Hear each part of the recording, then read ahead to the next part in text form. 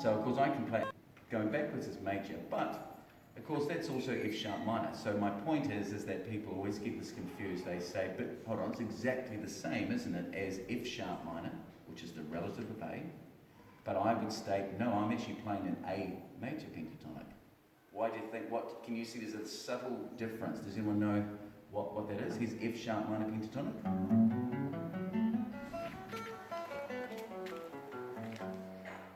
And here's A major pentatonic.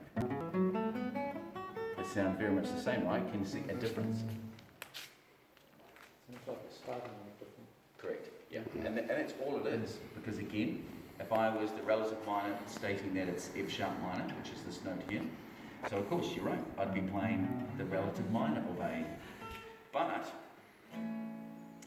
if I start in the A, I'm actually officially in the A major pentatonic. So one note makes all the difference. But sound-wise to play it, this is the other thing when I teach, a lot of my students say, well, you just play it like a pentatonic, it's not going to sound any different. But the other trick is you do.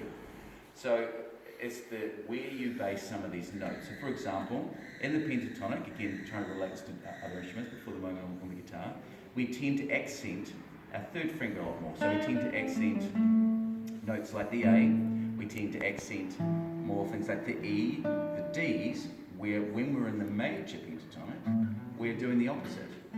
We're relying more on the first finger, which is actually going to be things like the F sharp and so on. So my point is when you use a different scale, it's about using different notes at different times, if that makes sense. So when I'm on an A chord, I can now be, if I'm trying to be bluesy, I'm going to be more reliant on things like D and E's, note-wise.